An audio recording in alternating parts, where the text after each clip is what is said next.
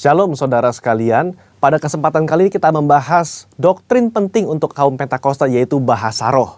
Bahasa roh anugerah besar bagi semua murid Tuhan. Di luar sana ada banyak pertanyaan dan perbincangan mengenai bahasa roh. Dan pada kesempatan kali ini kita membahas 3 pertanyaan yang sering ditanyakan oleh jemaat.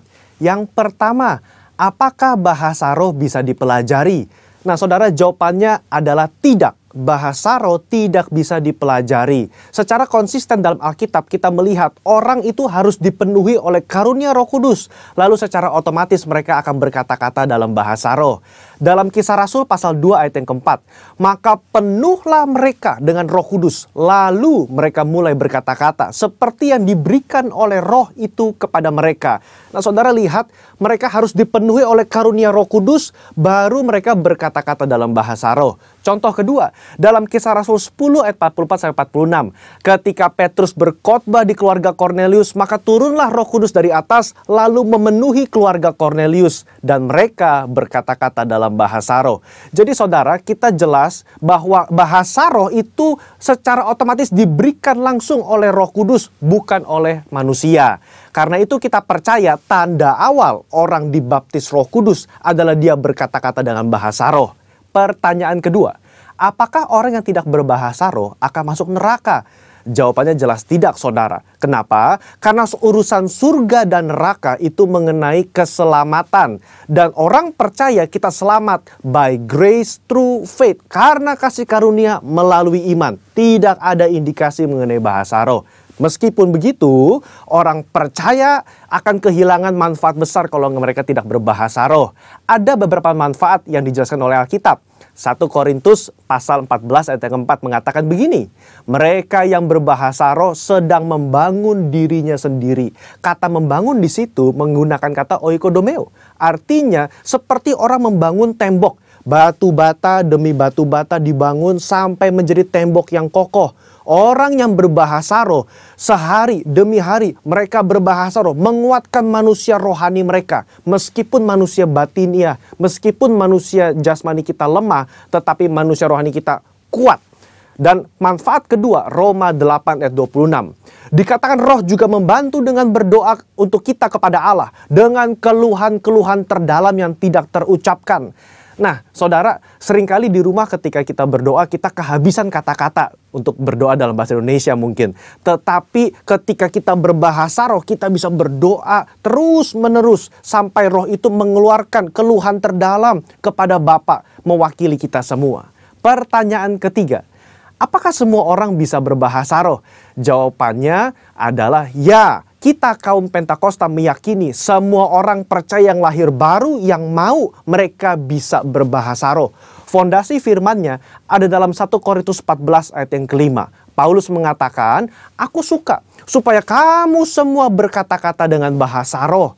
Bapak Ibu, ada kata-kata semua di situ yang artinya semua orang yang mau pasti bisa berbahasa roh. Itu pun keinginan Paulus selaras dengan janji Tuhan di Yoel 2 ayat 28-32. Pada hari terakhir aku akan mencurahkan rohku ke atas semua manusia. Dan janji Tuhan dalam Markus 16 ayat yang ke-17. Tanda-tanda ini akan menyertai semua orang yang percaya. Yaitu mereka akan berkata-kata dengan bahasa yang baru. Sekian, saudara dikasih Tuhan. Tuhan Yesus memberkati.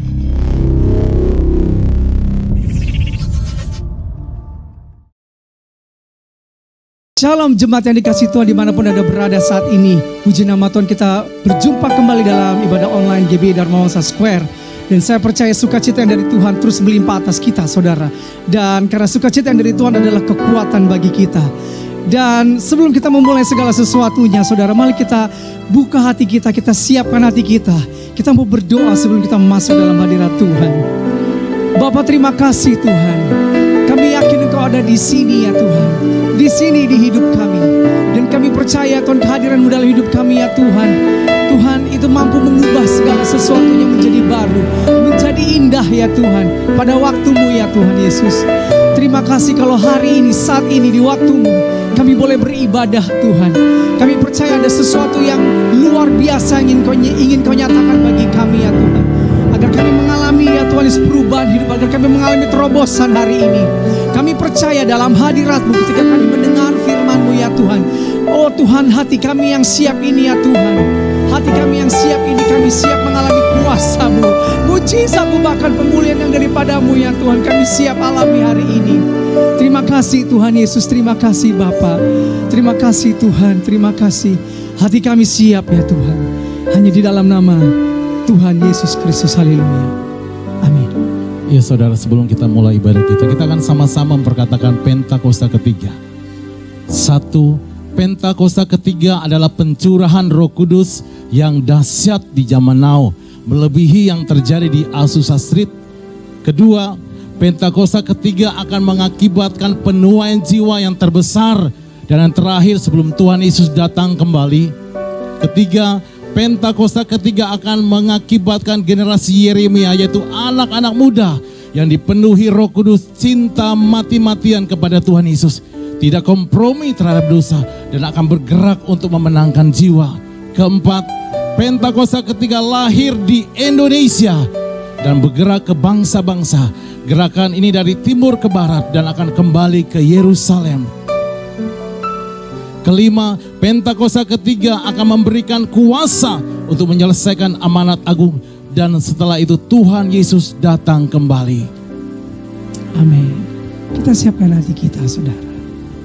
Terima kasih Tuhan, bahwa kami terus mengalami Engkau hari ini Tuhan Yesus. Engkaulah kekuatan kami, Engkaulah kesukaan kami, Engkaulah kecintaan kami ya Tuhan. Terima kasih Bapa, terima kasih Kau di hidup kami di dalam hidup-Mu ya Tuhan. Terima kasih Tuhan Yesus, terima kasih Tuhan. Semua karena anugerah-Mu hari ini ada, bukan karena kuatku, namun karena Roh-Mu. Ku bawa hatiku, penyembahanku, ku semakin berkurang, Yesus semakin bertambah. Mengikut Yesus, itulah kesukaan hatiku. Ku lepas semua hakku untuk mengenal kehendak-Nya di hidupku. Mengiring Yesus, itulah kekuatan hidupku. Ku yakin anugerah-Nya mampu jadikanku hamba yang berkenan selalu.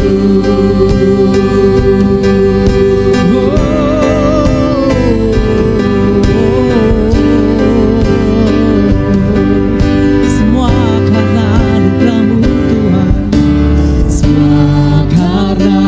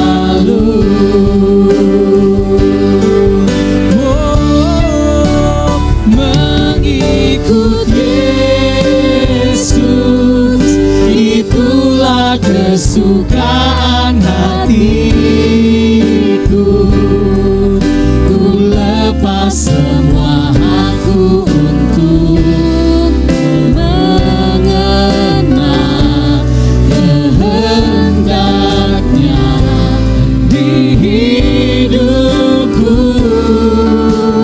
Mengiring Yesus, itulah kekuatan hidupku. Ku yakin anugerahnya mampu jadikanku hamba yang berkenan selalu.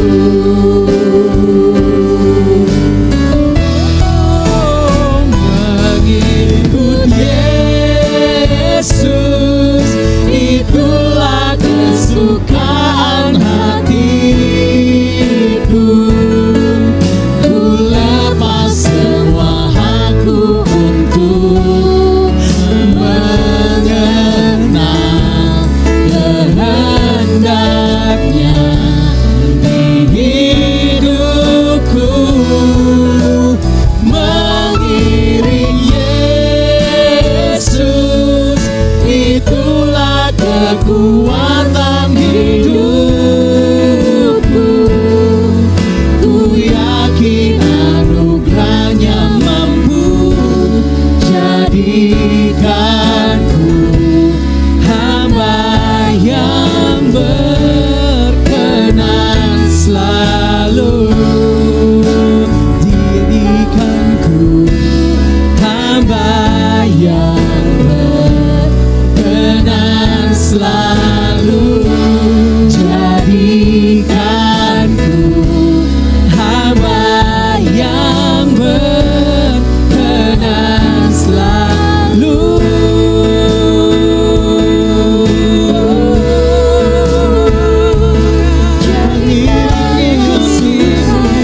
Mengiring jalanmu Tuhan, bersamamu Bapa. Seumur hidup kamu hidup dan tinggal di dalam.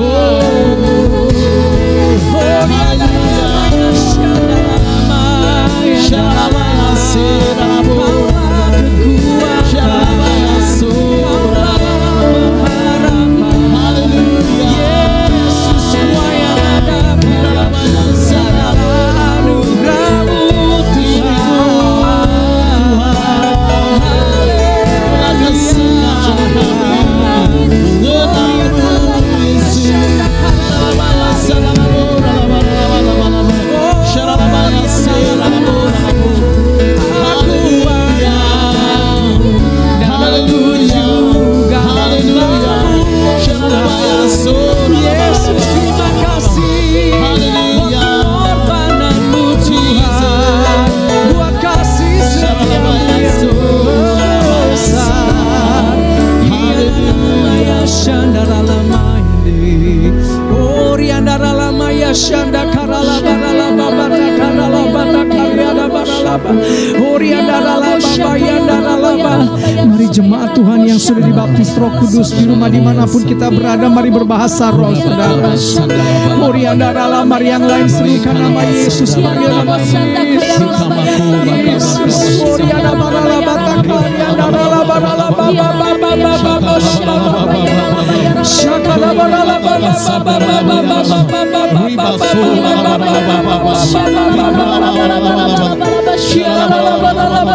sekalipun harus melepaskan hak mengikutimu Tuhan. Biarlah semuanya itu hanya untuk menyenangkanmu Tuhan Yesus.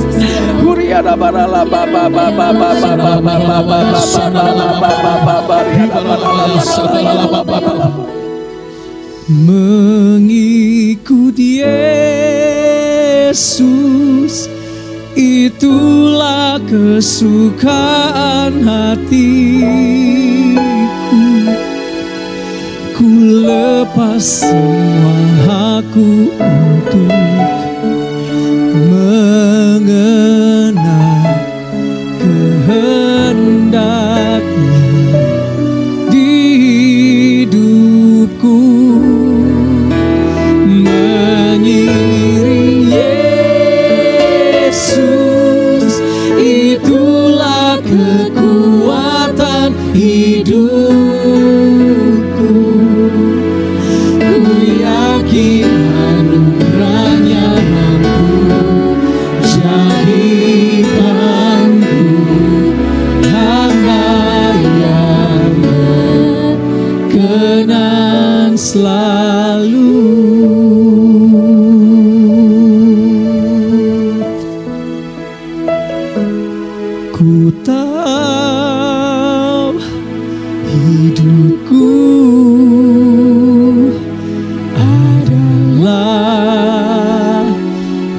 penyembahan.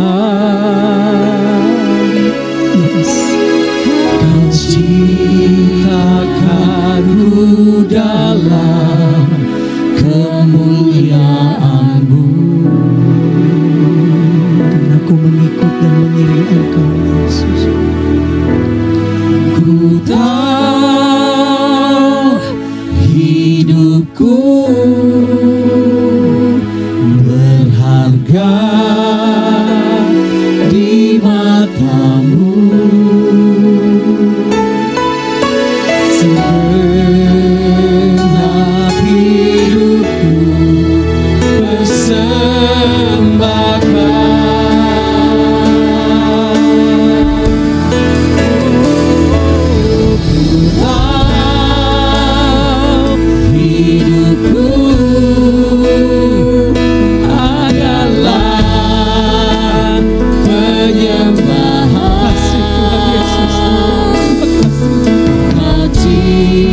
ciptakanku dalam kemuliaan-Mu.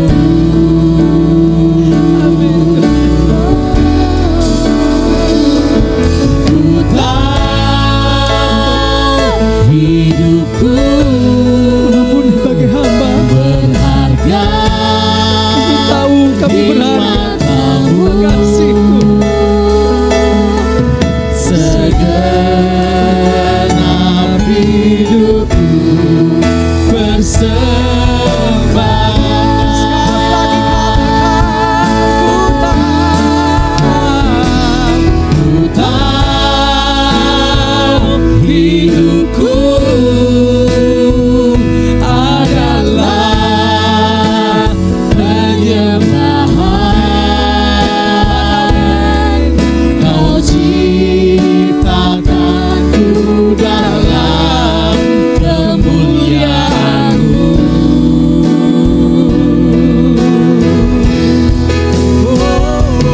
Ku tahu hidupku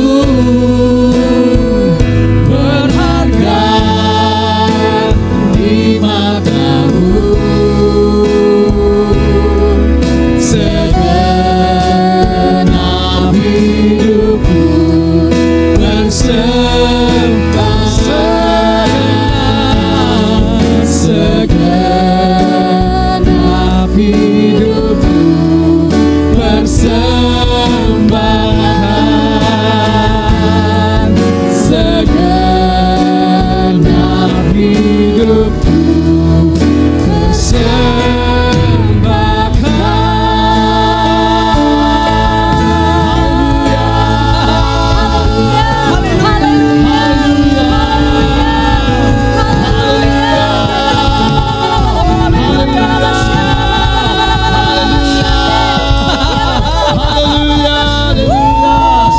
Terima kasih Tuhan. Kami percaya ketika kami menyerahkan segala sesuatunya kepadamu sebagai persembahan yang hidup, kami percaya Engkau bertahta dalam hati kami. Engkau Allah yang maha besar, lebih besar dari segala yang ada di bumi ini. Engkau ada di dalam kami ada di dalam Engkau. Dan kami bangga menjadi milik kepunyaanmu Tuhan. Kami sorakan haleluya.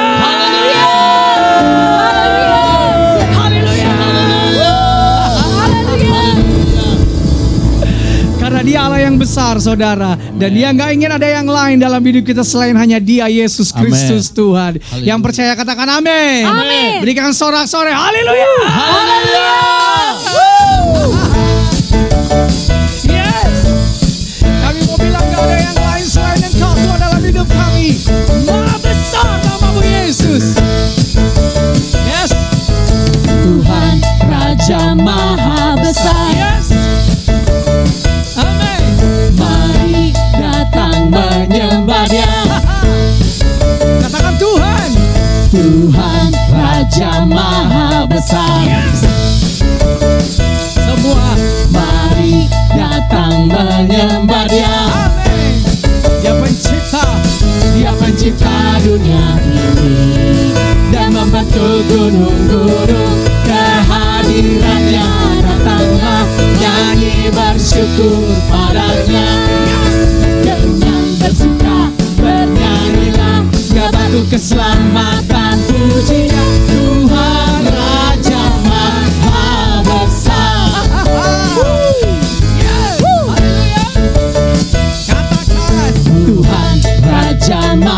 besar.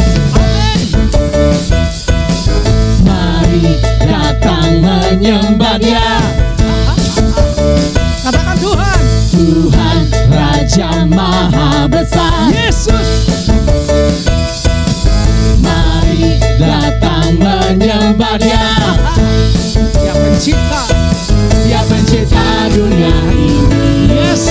Dia membentuk gunung-gunung. Kehadirannya datanglah, nyanyi bersyukur padanya. Yes. Dengan bersuka bernyanyilah, Dia batu keselamatan, puji Dia Tuhan Raja Maha Besar. Bersuka cita. Dengan bersuka bernyanyilah, Dia batu keselamatan, puji Dia Tuhan Raja Maha Besar. Bersuka cita.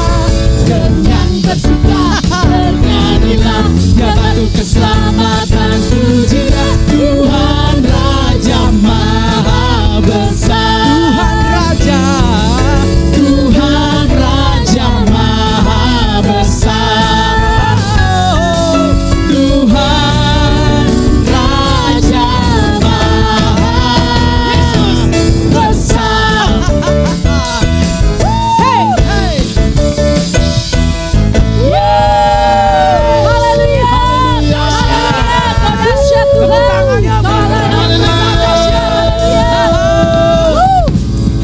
Terima kasih Tuhan. Engkau hadir di sini dan Engkau besar. Terima kasih Tuhan. Engkaulah segalanya bagi kami. Alasan kami hidup. Engkaulah sumber kekuatan kami karena Engkaulah sukacita kami ya Tuhan. Terima kasih Bapa di surga. Terima kasih. Terima kasih Tuhan Yesus. Terima kasih Tuhan. Terima kasih Tuhan Yesus. Haleluya. Yesus pegang erat tanganku, ku tak dapat hidup di luar kasih. Bapa, jangan tinggalkan aku, Engkau alasan selama ku hidup.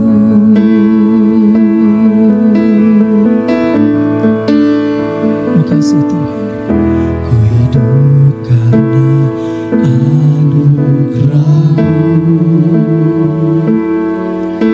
Tiada satu pun dapat ku banggakan, semua karena cinta-Mu. Ini hidupku, pimpin jalanku, kasih-Mu mengubah hidupku. Kau memilihku, selamatkan hidupku, semua karena cinta-Mu. Ini hidupku, pimpin jalanku. Yesus pegang erat tanganku, ku tak dapat hidup di luar kasih. Bapa, jangan tinggalkan aku, Engkau alasan selama ku hidup. Katakan kasih-Mu mengubah hidup. Kasih-Mu mengubah hidupku. Kau memilihku, selamatkan hidupku, semua karena cinta-Mu. Ini hidupku, pimpin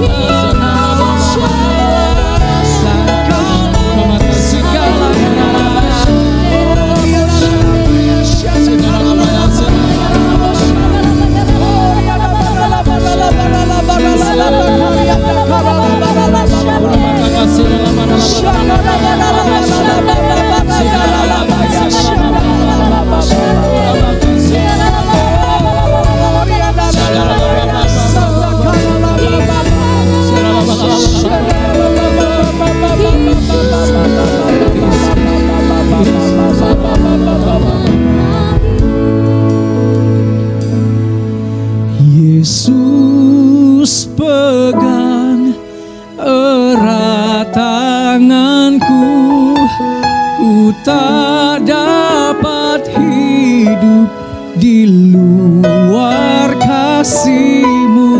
Bapa, jangan tinggalkan aku, Engkau alasan selamaku hidup. Dimanapun kita berada, angkat tangan kita ya. Yesus pegang, dan siapkan hati kita, saudara, untuk terima firman Tuhan.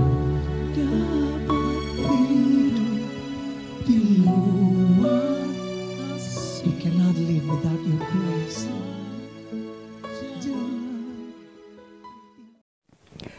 Ya, salam Bapak Ibu yang dikasihi Tuhan Yesus Kristus. Kita mengucap syukur kepada Tuhan, kita boleh kembali lagi beribadah pada pagi hari ini.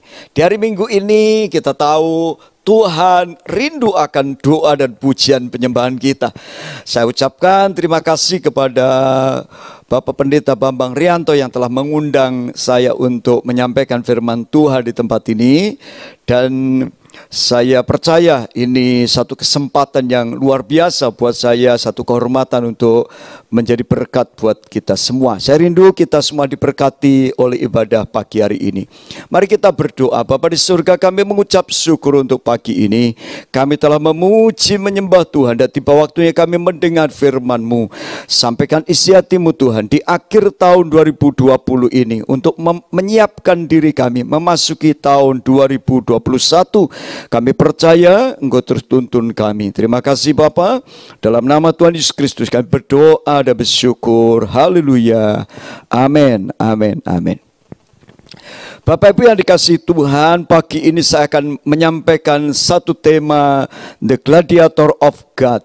Gladiatornya Tuhan. Ini tema yang saya akan sampaikan pagi ini. Kenapa saya ambil tema ini? Beberapa waktu yang lalu, waktu saya berdoa kepada Tuhan, waktu saya sedang menyembah, dan tiba-tiba dalam perenungan itu Tuhan memberikan sebuah penglihatan.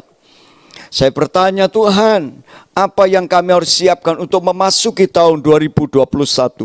Lalu dalam penglihatan itu saya melihat ada satu kolosium atau satu hall besar seperti gelanggang olahraga. Dan saudara, saya melihat seorang gladiator ada di arena itu dan begitu banyak penonton. Lalu apa yang terjadi? Binatang mulai dilepaskan dan gladiator itu mulai bertarung dengan binatang itu. Lalu mengalami kemenangan dan seterusnya begitu. Lalu saudara-saudara, saya berdoa, Tuhan, apa maksud dari penglihatan ini? Lalu Tuhan sampaikan pesan untuk masuki tahun 2021.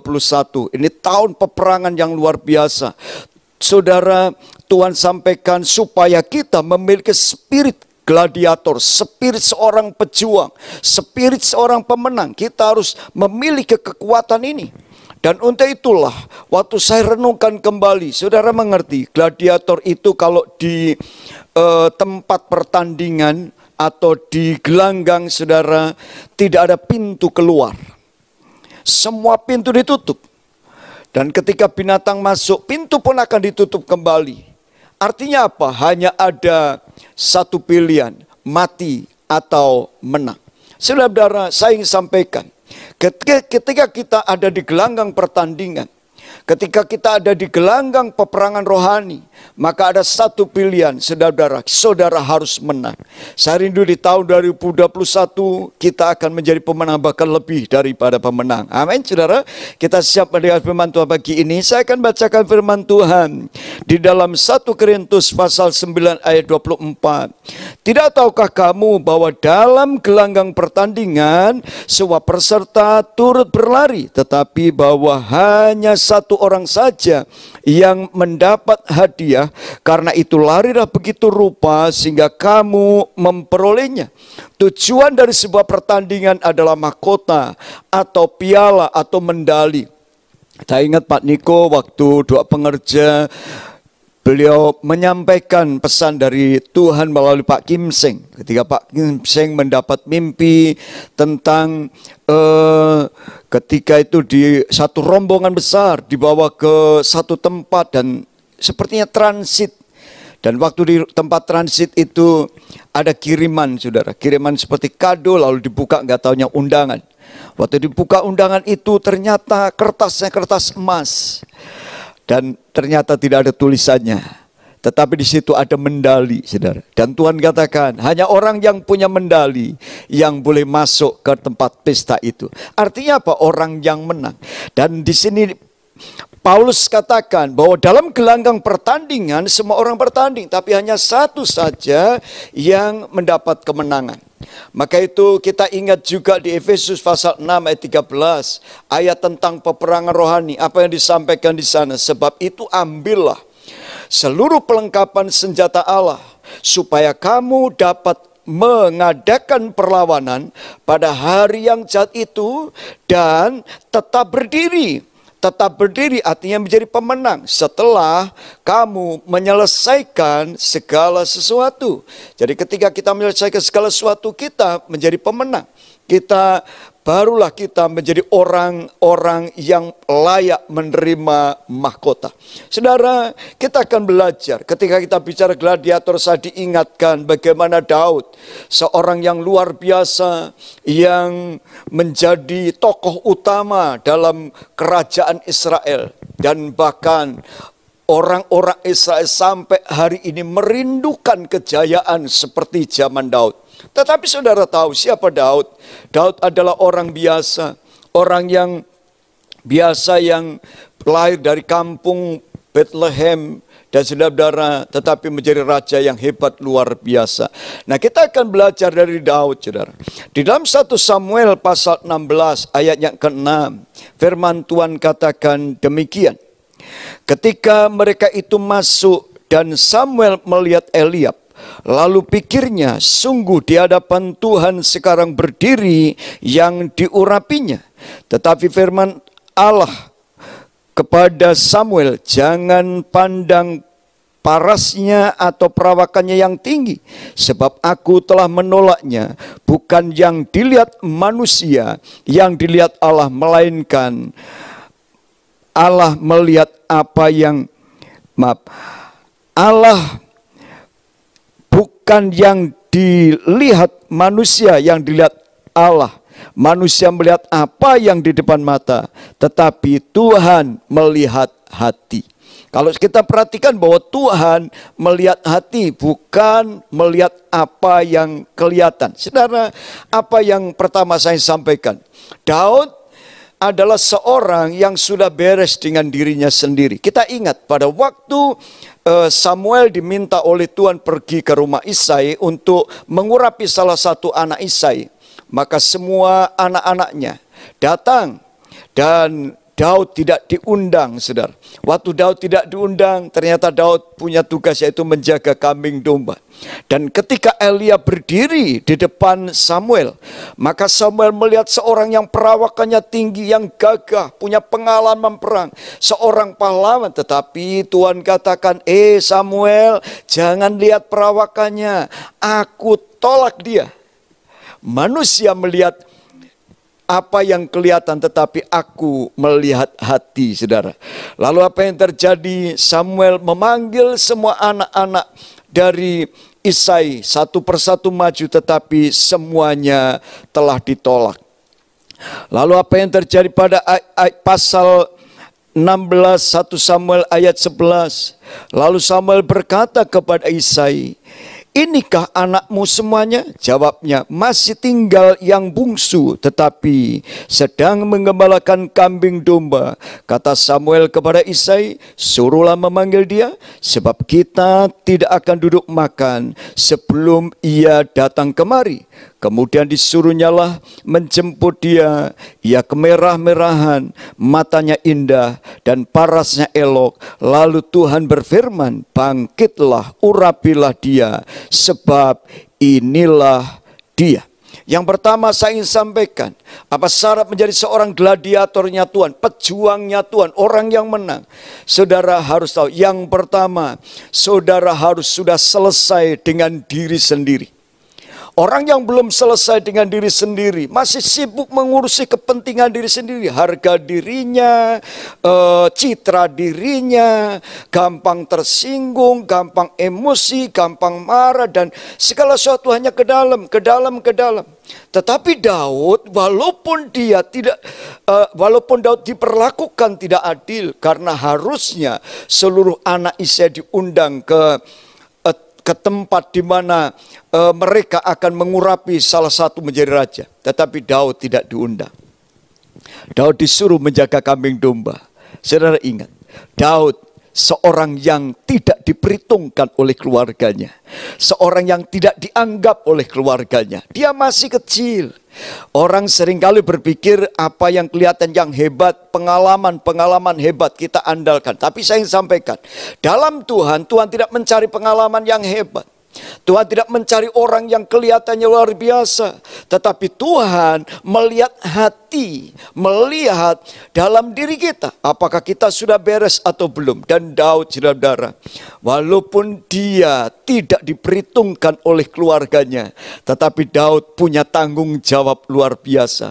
Walaupun dia hanya menjaga beberapa ekor kambing domba, tapi dilakukan dengan sungguh-sungguh bertanggung jawab. Ketika kambing dombanya diserang oleh binatang, maka dia bertempur habis-habisan dan mengalahkan binatang itu. Dia rebut kembali anak domba itu. Saudara mungkin seringkali berpikir, cuman anak satu domba, biarkanlah hilang. Masih banyak yang lain. Tetapi kita ingat bagaimana perumpamaan Tuhan Yesus. Ketika seorang gembala yang baik, satu ekor anak dombanya hilang, maka dombanya dicari. Itu adalah orang yang bertanggung jawab. Saya rindu juga saudara memiliki hati seperti Daud. Hati yang sungguh-sungguh sudah beres. Engkau tidak bergumul tentang dirimu, engkau diperlakukan gak adil, engkau diperlakukan tidak hormat, tetapi engkau tidak terpengaruh. Kenapa? Hatimu sudah dipulihkan. Saudara, manusia melihat apa yang kelihatan, tapi Tuhan melihat hati. Mari kita sibuk mengelola hati kita, mengelola karakter kita, sehingga kita berkenan kepada Tuhan. Saudara, apa yang Tuhan mau di hari-hari ini? Tuhan mau, kalau saudara perhatikan, yang kedua, apa yang kita akan renungkan sama-sama. Syarat seorang yang untuk menjadi seorang pemenang atau gladiatornya Tuhan adalah menerima urapan dan menjaga pengurapan itu dengan konsisten. Ini penting. Daud diurapi dan Daud jaga itu. Dan waktu Daud jaga pengurapannya, maka pengurapan itu sangat efektif. Pengurapan dalam diri Daud tidak bocor, saudara. Tetapi pengurapan itu terus menjadi efektif dan produktif sejak dia diurapi. Dia punya kuasa ketika dia mainkan musik. Waktu Saul kerasukan setan, apa yang terjadi? Setan pergi karena mendengar kuasa atau urapan yang mengalir lewat musik itu. Jadi apapun yang dipegang oleh orang yang diurapi, Tuhan akan mengalirkan satu kuasa. Amin, saudara. Maka itu ayo kita jaga pengurapan itu. Jangan sampai urapan itu bocor atau urapan itu hilang dan akhirnya tidak efektif. Mari kita akan baca 1 Samuel 16 ayat 11 dikatakan. Lalu Tuhan berfirman, bangkitlah urapi dia, sebab inilah dia. Tuhan memilih Daud. Lalu ayat yang ke-11, Samuel mengambil tabung tanduk yang berisi minyak itu dan mengurapi Daud di tengah-tengah saudara-saudaranya. Sejak hari itu, perhatikan, sejak diurapi dan seterusnya berkuasalah roh Tuhan atas Daud. Lalu berangkatlah Samuel menuju Rama. Pengurapan yang diterima hari itu dijaga terus. Dan terus menerus dia bersekutu dengan Roh Kudus. Di ladang waktu menjaga kambing domba atau waktu di istana Saul, dia terus jaga pengurapan. Dia tidak biarkan urapan itu gugur, tapi dia terus jaga, saudara. Dan kita ingat bagaimana Daud ini luar biasa. Kita perhatikan Dalam ayat yang ke-21 1 Samuel 16, demikianlah Daud sampai kepada Saul dan menjadi pelayannya. Saul sangat mengasihinya dan ia menjadi pembawa senjatanya. Ayat 22, sebab itu Saul menyuruh orang kepada Isai mengatakan, biarkanlah Daud tetap menjadi pelayanku, sebab aku suka kepadanya. Ayat 23, dan setiap kali apabila roh yang daripada Allah itu hinggap pada Saul, maka Daud mengambil kecapi, memainkannya. Saul merasa lega dan nyaman, dan roh yang jahat itu undur daripadanya. Kita ingat bagaimana pengurapan itu penting. Waktu urapan itu kita jaga, maka urapan itu akan mengalirkan kuasa. Karena urapan itu bicara kehadiran Roh Kudus dalam diri kita. Dan saudara tahu, orang yang dipenuhi Roh Kudus akan punya kuasa. Usahamu akan diberkati, hidupmu akan dijaga Tuhan. Apa yang kau lakukan, pendidikanmu akan diberkati. Itu orang yang disertai Tuhan, seperti Yusuf, saudara. Apapun yang dikerjakan berhasil. Saya melayani di Cisarua bersama Pak Yansen Manangsang, saudara. Apa yang kami lakukan, kami terus setiap Kamis berdoa. Dulu Pak Yansen belum dibaptis Roh Kudus, kita doakan akhir penuh Roh Kudus, dibaptis Roh Kudus. Dan sejak saat itu dia terus tiap hari pagi-pagi membaca Alkitab. Lalu dia terus menjaga pengurapan itu. Dan saudara tahu, apapun yang dikerjakan berhasil di tengah pandemi yang kemarin itu luar biasa. Awal-awal pandemi semua tidak boleh buka, termasuk Taman Safari, Hotel Royal Safari. Tetapi saudara tahu, di tengah kondisi itu Taman Safari tidak mem-PHK seorang pun. Kenapa? Karena mereka percaya Tuhan sediakan. Dan kenapa? Karena dia penuh dengan Roh Kudus. Dia tahu Roh Kudus memberi kekuatan. Keluarganya, adik-adiknya bilang, kita akan bangkrut nih. Baik-baik yang saya bilang, tidak, Tuhan pasti buka jalan. Orang yang dipenuhi Roh Kudus selalu mampu mengatasi kondisi sulit. Dan hari ini saudara lihat, di Taman Safari begitu ramai luar biasa hari-hari. Hotel Royal Safari penuh tiap hari. Dan Royal Safari dan juga Taman Safari harus mensupport itu Taman Safari yang di Bali, Taman Safari yang ada di Prigen. Saudara, kenapa Taman Safari diberkati? Karena ada orang percaya, yang kenal Tuhan dan penuh Roh Kudus dan terus percaya kepada Tuhan. Urapan itu terus dijaga. Saudara, Daud menerima urapan 3 kali. Yang pertama urapan waktu masih kecil, yaitu urapan ini disebut urapan tingkat peperangan tingkat dasar untuk memenangkan dirinya dan juga untuk memimpin dirinya. Karena urapannya jadi raja, Daud coba memimpin dirinya, memimpin emosinya. Saudara perhatikan, seringkali kita lupa, kita memimpin orang lain tapi kita lupa memimpin diri sendiri.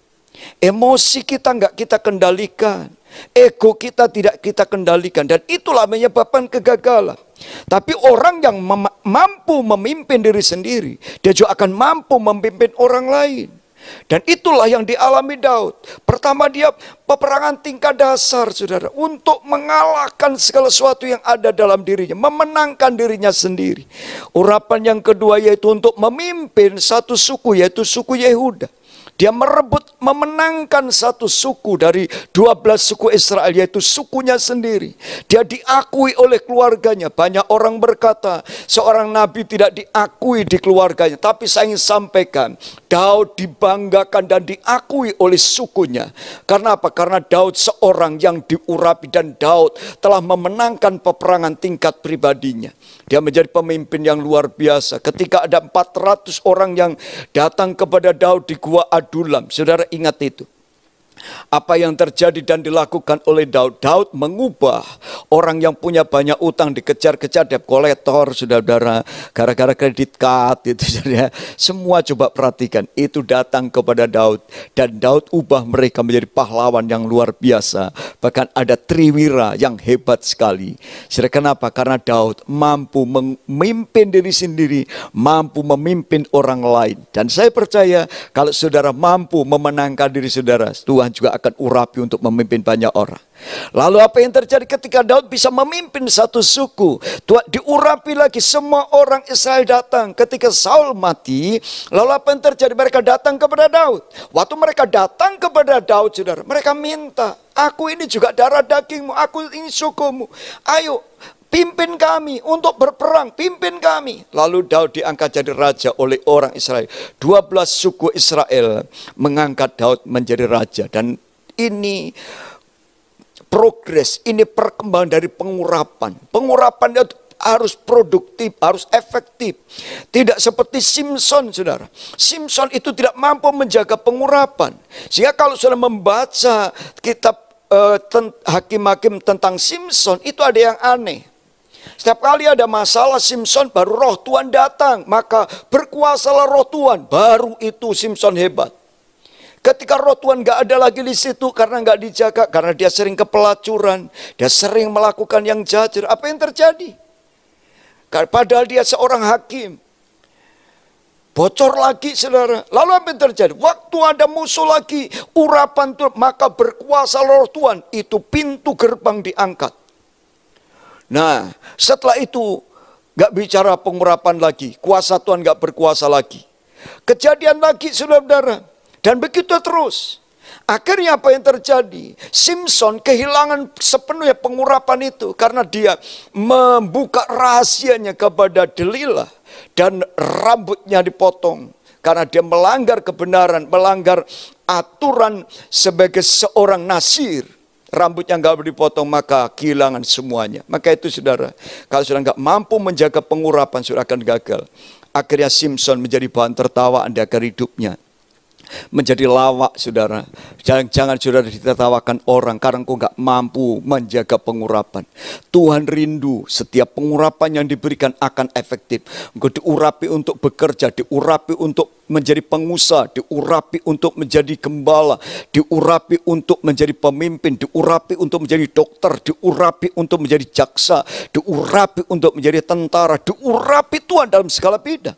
Karena pengurapan itu bukan hanya untuk gereja. Besaleel Aholiab adalah seorang arsitek yang luar biasa hebatnya. Dan saya rindu saudara mendapat urapan dan terus jaga urapan itu. Amin, saudara. Jaga terus ya. Jangan sampai urapan kita seperti Simson. Di sini nggak ada Simson. Ya, Samson atau Simpson sudah nggak ada di sini. Ya, saudara, yang ada Daud. Amin, saudara, gladiatornya Tuhan. Nah, saudara, yang ketiga, apa yang kita pelajari? Saudara, Daud memiliki roh iman dan roh keberanian dan bergantung penuh kepada Tuhan. Daud ini punya roh iman, juga punya roh keberanian yang luar biasa. Dalam 1 Samuel pasal yang ke-17 ayat 28 dikatakan begini.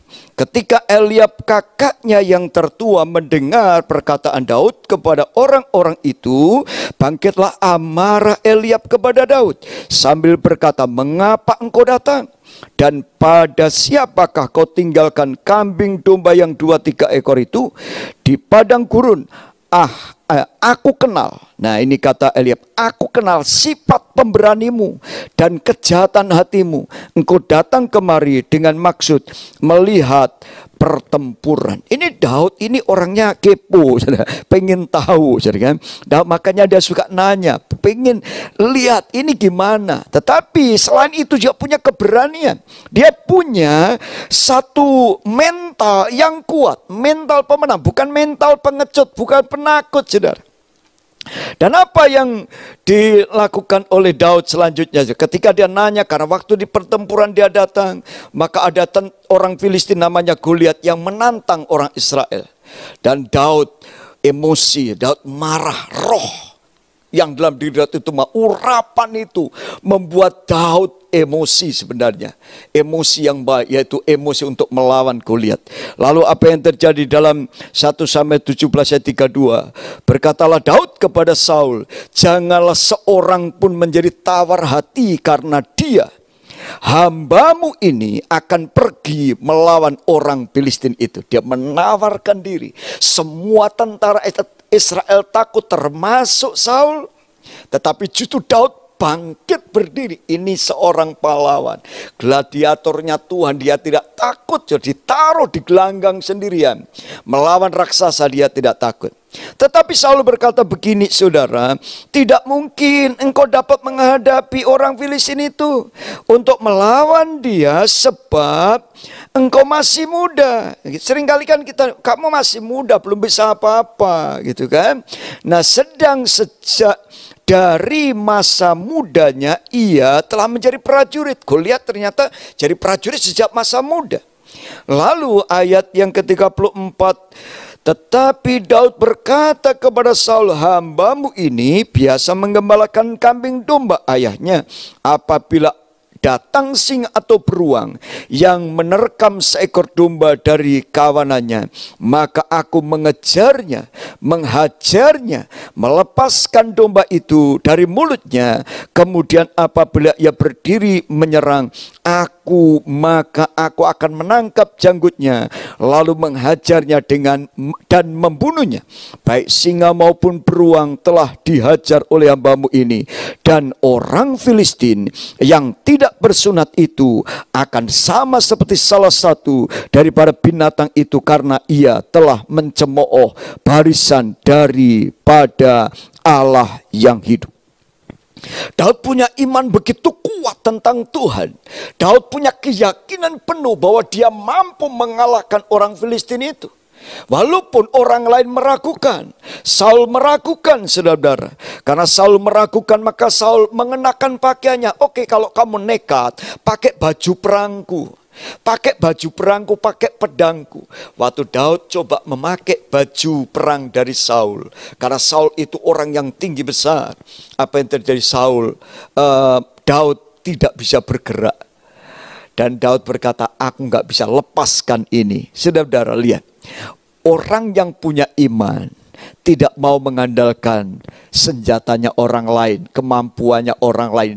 Daud tidak mau memakai senjatanya Saul. Daud tidak mau memakai fasilitas dari apa yang biasa dipakai perang. Saudara, itu memang perlindungan untuk perang, itu baju sirah. Tapi ini peperangannya Tuhan, kata Daud. Aku menghadapi bukan dengan kekuatanku, tetapi dengan apa? Dengan kekuatan Allah. Apa yang dilakukan Daud? Dia tanggalkan semua. Lalu dia pergi ambil tongkat dan pengumbannya. Daud adalah ahli pengumban dan ahli tongkat. Makanya dia nggak biasa menggunakan pedang, karena dia gembala. Tetapi hari ini saudara, saya sampaikan, Daud memiliki kemenangan luar biasa. Apa yang dilakukan Daud? Dia pergi mengambil tongkat dan pengumbannya, mengambil batu dari kali. Lalu apa yang dilakukan? Dia maju berperang. Dan dia tidak mengandalkan kekuatan. Apa yang dilakukan oleh Daud kepada orang Filistin itu, saudara-saudara? Waktu orang Filistin berkata, atau Goliat berkata, aku berikan dagingmu pada burung. Jadi gitu, iblis juga suka begitu, menakut-nakuti kita. Tetapi saya sampaikan, ini kalimat yang diucapkan Daud, kita ucapkan juga. Tetapi Daud berkata dalam 1 Samuel 17:45, tetapi Daud berkata kepada orang Filistin itu, engkau mendatangi aku dengan pedang dan tombak dan lembing, tetapi aku mendatangi engkau dengan nama Tuhan. Ini perhatikan, semesta alam, Allah segala barisan Israel yang kau tantang itu. Imannya begitu kuat.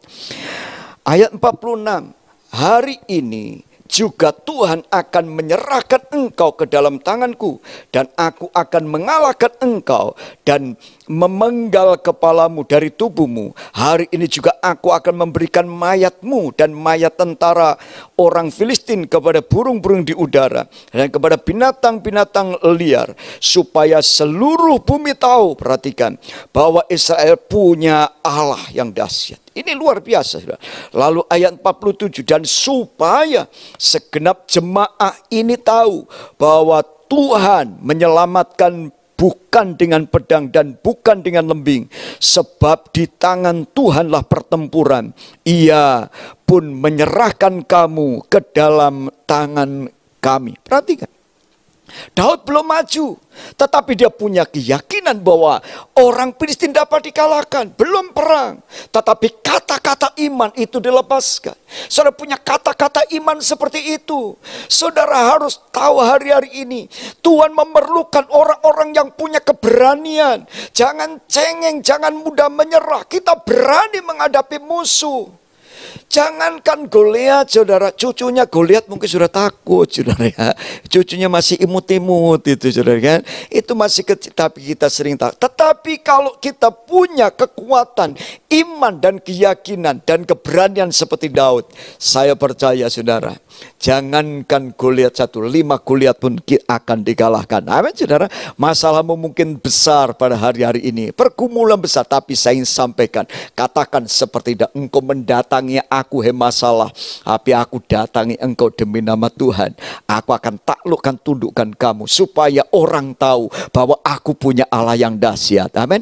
Aku punya Yesus yang dahsyat. Haleluya, saudara. Saya percaya ini waktunya saudara punya iman seperti itu. Dan yang terakhir apa yang saya sampaikan, saudara, yang keempat, ciri dari seorang gladiatornya Tuhan adalah punya kerinduan terbesar untuk tinggal bersama Tuhan dalam hadiratnya. Kerinduan Daud terbesar bukan menjadi raja Israel. Kerinduan Daud terbesar bukan menjadi orang yang kaya, orang yang hebat, tetapi Daud punya kerinduan yang luar biasa, yaitu rindu untuk terus bersekutu dengan Tuhan. Apa yang dikatakan Daud, saudara? 2 Samuel pasal 7 ayat 1. Ketika raja telah menetap di rumahnya dan Tuhan telah mengaruniakan keamanan kepadanya terhadap semua musuhnya di sekelilingnya, berkatalah raja kepada Nabi Nathan, lihatlah aku ini diam dalam rumah dan dari kayu aras, padahal tabut Allah diam di bawah tenda. Lalu berkatalah Nathan kepada raja, baik, lakukanlah segala sesuatu yang dikandung hatimu, sebab Tuhan menyertai engkau. Kerinduannya apa? Daud rindu membangun rumah buat Tuhan. Rindu membangun rumah buatan. Untuk apa? Supaya dia bisa bersekutu dengan Tuhan, terus menerus dekat dengan Tuhan. Itu kerinduan Daud. Maka itu, saudara, tetapi sayang sekali Daud tidak boleh membangun bait Allah itu. Tuhan katakan, Daud, kamu seorang pahlawan. Kamu banyak membunuh orang dan kamu banyak berperang. Anakmu nanti akan membangun. Dan saudara lihat, Salomo akhirnya membangun bait Allah yang luar biasa. Kerinduan Daud ini penting.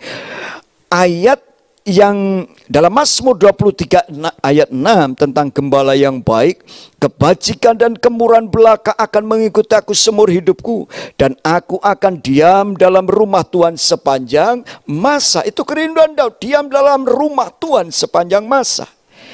Mazmur 27 ayat 4.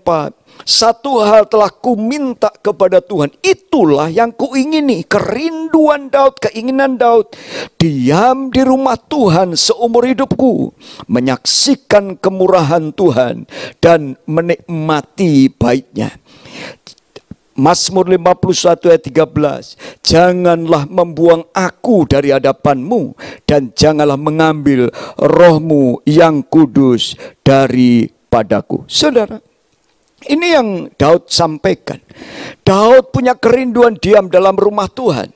Saya ingin sampaikan ini penting. Seringkali kita berpikir, saudara, seperti Salomo. Nah, Salomo ini dapat membangun bait Allah. Tapi sayang, Salomo tidak dapat menjaga hubungan Allah dengan konsisten. Daud tidak dapat membangun bait Allah, tapi Daud sanggup menjaga hubungan dengan Allah. Inilah yang membuat Daud sukses. Hari-hari kenapa gereja-gereja di Eropa, di Amerika kosong?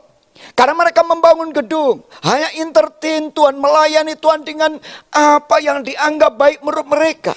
Mereka bisa membangun gedung mewah, tetapi Tuhan gak ada di situ. Mana yang lebih penting? Tuhan hadir dalam kehidupan kita. Tuhan hadir di dalam gereja kita, itu lebih penting dari apapun. Apakah kita ibadah di rumah atau ibadah di gedung mewah? Saya ingin sampaikan, kalau saudara undang Tuhan hadir dalam keluargamu, itulah kerinduan Tuhan. Undang Tuhan hadir seperti Daud, kerinduan terbesar. adalah Tuhan hadir dalam hidupnya. Sehingga rela dia habis-habisan, dia minta kepada Tuhan, Tuhan aku ingin membangun rumah buatmu. Tapi apa yang terjadi? Tuhan katakan tidak. Saudara-saudara, bukan rumah yang penting. Salomo membangun bait Allah begitu hebatnya, tetapi dihancurkan oleh Tuhan karena Tuhan tidak ada di situ. Saudara, kenapa gereja-gereja kosong? Karena engkau tidak mengundang Tuhan hadir di situ. Engkau tidak punya keintiman dengan Allah. Engkau tidak menghormati Tuhan.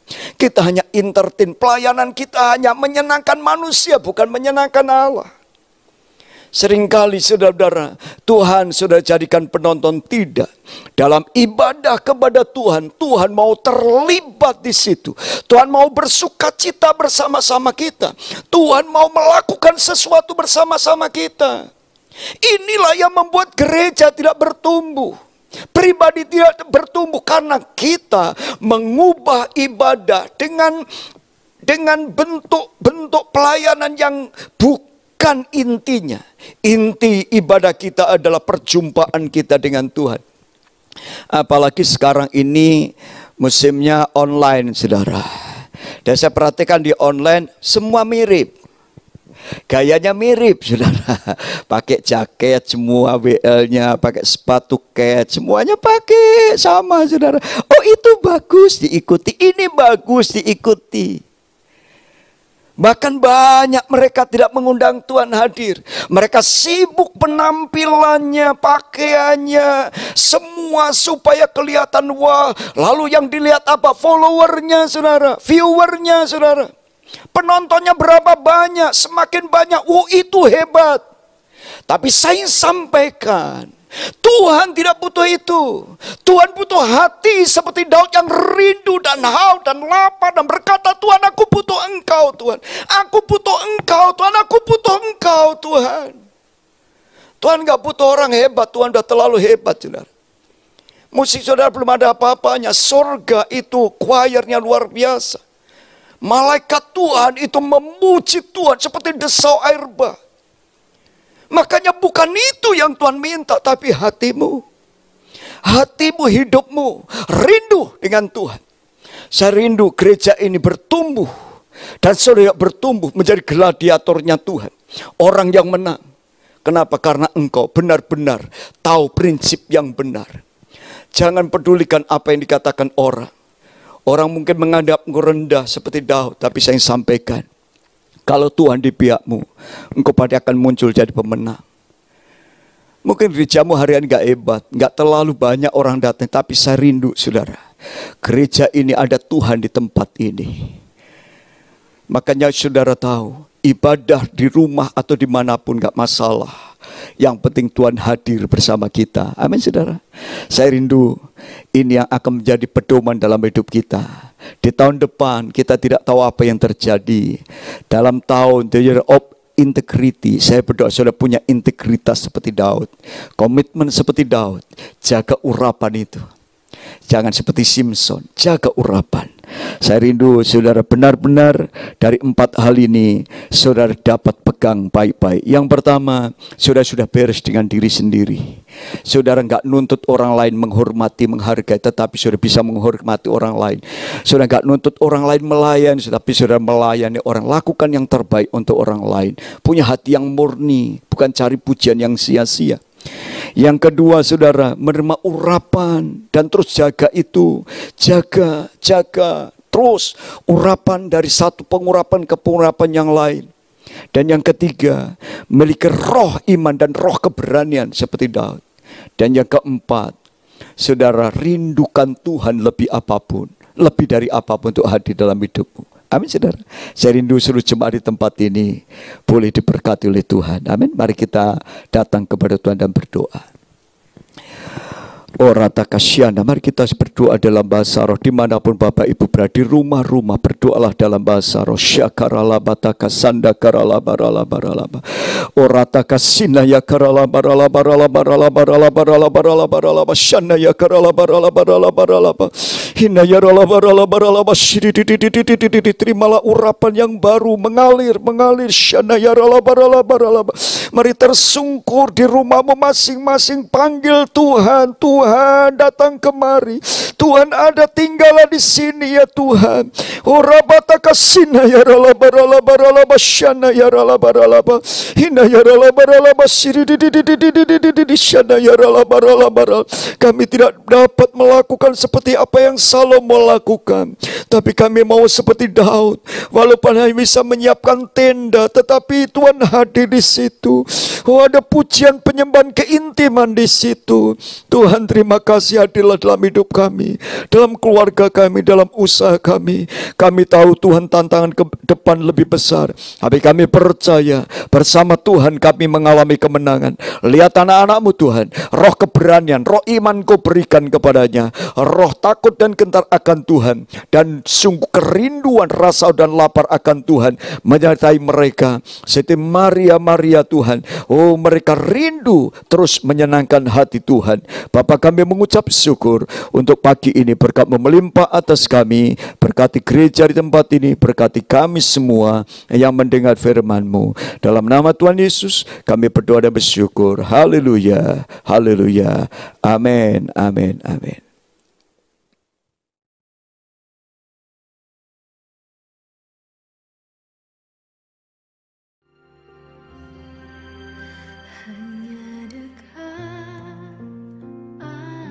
Shalom. Yuk kita ikut Cool GBIDS Cool Dharma Wangsa Square setiap hari Rabu jam 7 malam melalui Zoom. Ada sharing firman, kesaksian, juga ada gamenya. Tuhan Yesus memberkati.